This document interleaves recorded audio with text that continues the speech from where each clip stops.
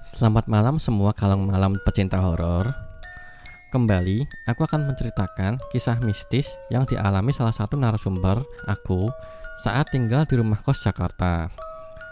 Sebuah kisah mistis yang penuh kabut yang belum tersingkap yang dialami seorang manusia biasa yang terjebak di dalamnya. Dan mungkin saja kisah pengalamannya ini pernah kalian alami pula. Kisah ini aku tulis ulang dengan menambahkan sedikit bumbu-bumbu penyedap, namun tanpa menghilangkan originalitas fenomena-fenomena gaib yang dialami. Jadi di sini kalian jangan berharap adanya kisah pertarungan antara manusia dengan setan, adu kesaktian, ataupun hal lain yang sifatnya bombastis fantastis. Karena ini di sini dijamin tidak ada dramatisasi dan originalitas masih terjaga walau disajikan dalam bentuk fiktif untuk menyamarkan nama dan lokasi tempat. Lanjut masuk ke ceritanya sekarang. Saat tinggal di rumah angker ini, aku menyadari bahwa manusia tidak lebih dari makhluk yang tidak tahu apa-apa dari luasnya dunia yang bisa dilihat dan tidak dilihat. Dan aku menyadari bahwa sesungguhnya demit atau setan ini adalah makhluk yang culas dan licik. Mereka hanya berani menyerang dan mengganggu kita manusia saat kita lengah, khususnya saat kita sedang sendirian melamun atau saat kita tidur. Mereka ini tidak lebih seperti sekumpulan makhluk egois dan pengecut yang memanfaatkan ketidaktahuan manusia. Dari pengalamanku berinteraksi dengan mereka, aku menganggap mereka ini tidak lebih seperti binatang buas. Mereka hidup di alam yang berbeda dengan kita. Mereka tidak punya rasa belas kasih atau pertimbangan ke sesama makhluk termasuk kita. Menurutku, hukum yang berlaku di dunia mereka adalah hukum rimba, di mana yang terkuat yang menguasai, dikalahkan atau mengalahkan. Sungguh, aku muak dengan mereka. Kadang aku berpikir bahwa kita adalah makhluk ciptaan yang paling sempurna. Kita tidak terbatas oleh dimensi waktu siang dan malam. Kita memiliki pikiran dan akal. Selain itu, kita juga memiliki raga. Pernah suatu hari, karena kesal akibat kualitas tidurku yang kurang, aku menyalahkan gangguan memedi ini. Hingga suatu ketika timbul ide dan kesombonganku. Aku dengar dari sahabatku dan orang tua zaman dulu bahwa makhluk halus paling tidak suka dengan garam kasar. Aku juga teringat cerita Mbak Kos. Saat ada kunjungan dukun tempo hari, si dukun juga memakai garam kasar. Apalagi dulu aku pernah nonton di YouTube tentang acara mistis di mana si paranormal cukup mengusir si makhluk halus dengan melempar garam kasar. Sehingga aku putuskan sebelum tiba di kantor, aku mampir ke pasar untuk beli garam kasar 1 kiloan. Rencananya saat pulang sore nanti, aku akan menabur garam kasar ke sekitar lorong depan rumah kamarku. Aku juga iseng melempar garam kasar sejumput ke arah kamar kosong nomor 1 di lantai 2 yang konon ada penunggu hantu tanpa kepala. Aku berpikir, jangan cuma mereka saja yang bisa mengganggu waktu istirahatku. Mereka juga harus merasakan bagaimana tempat mereka aku ganggu. Bagi yang belum sempat mendengarkan episode sebelumnya, bisa mendengarkan di video yang sebelumnya yang pernah diupload, karena cerita ini bersambung dari awal hingga saat ini. Langsung aku percepat time frame-nya saat malam hari. Setelah sorenya, aku menebar garam kasar di depan lorong kamarku. Malam itu, aku merasa tenang aja, tidak merasa takut karena aku merasa aku memiliki senjata garam kasar dan ada sisa beberapa ranting daun kelor kering.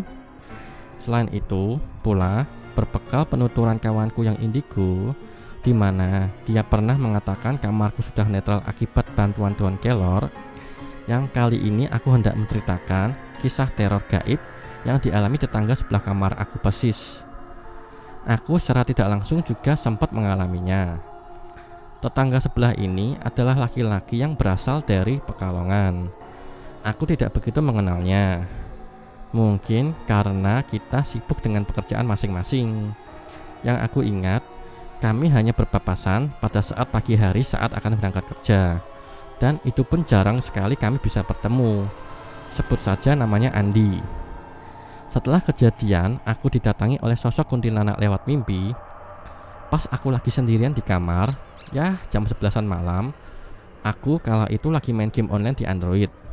Waktu itu adikku belum pulang, sedang ada acara bareng temennya.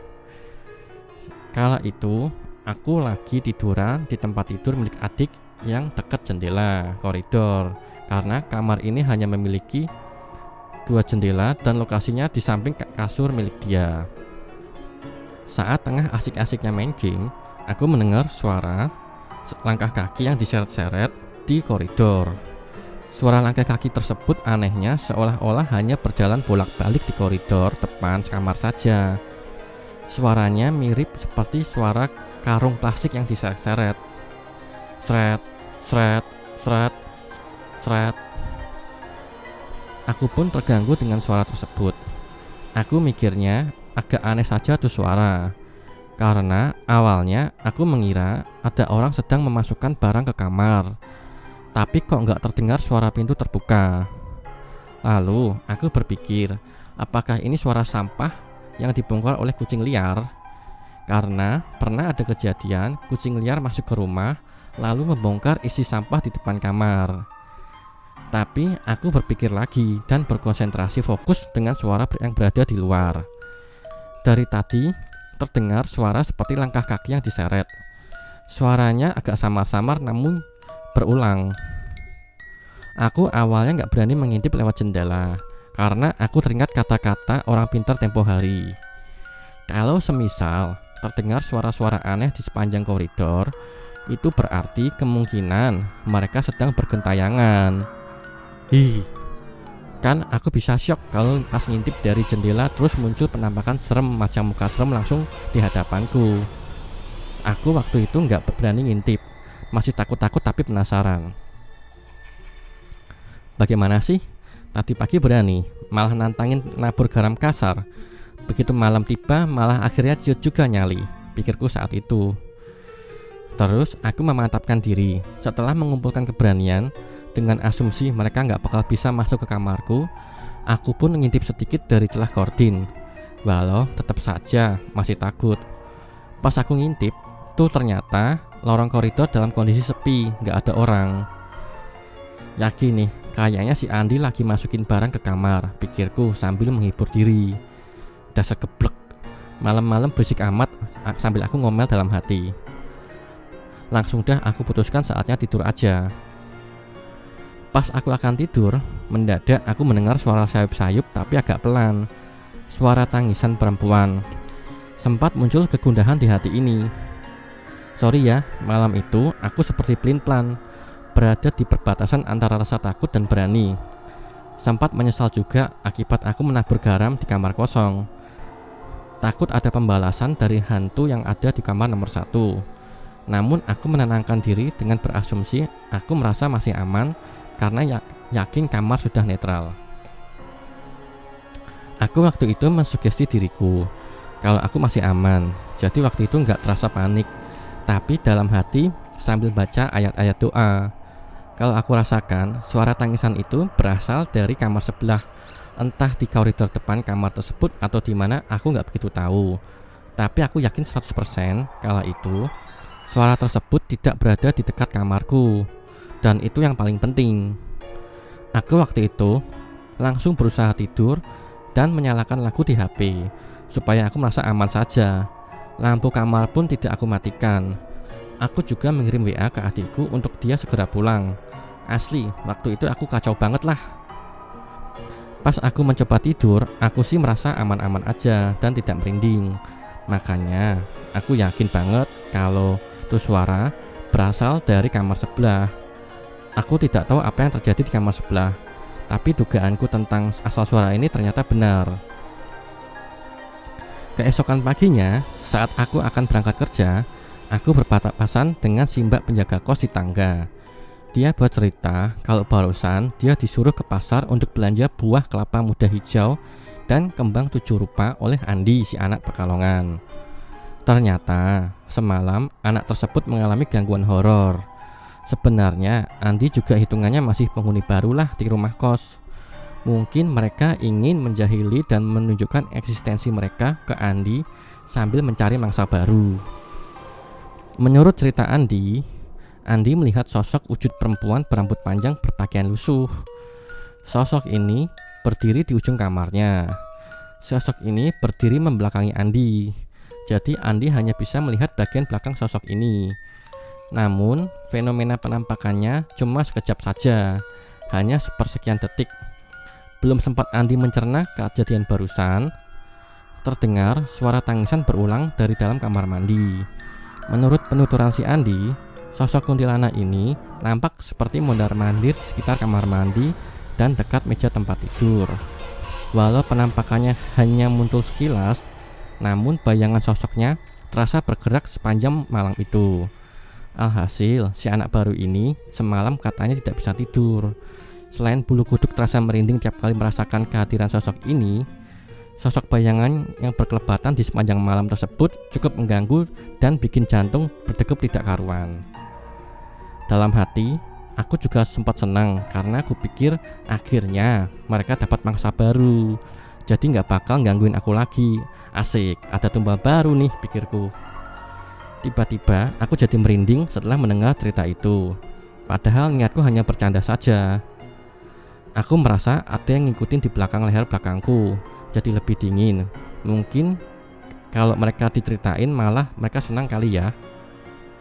Ingat cerita di part sebelumnya di mana ada kamar mandi yang harus dinyalakan lampunya baik di siang hari dan malam hari?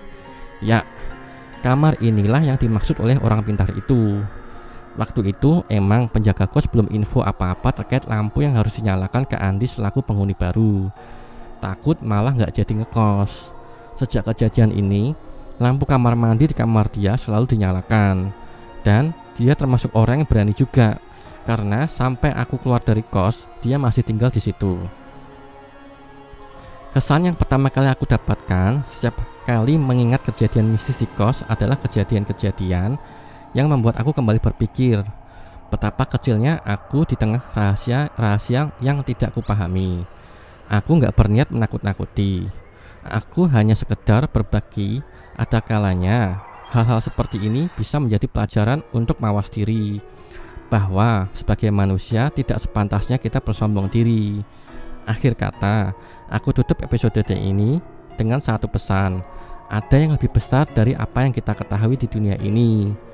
Jadi kenapa kita tidak lupa berdoa kepada Tuhan Yang Maha Esa dan hidup dengan mawas diri.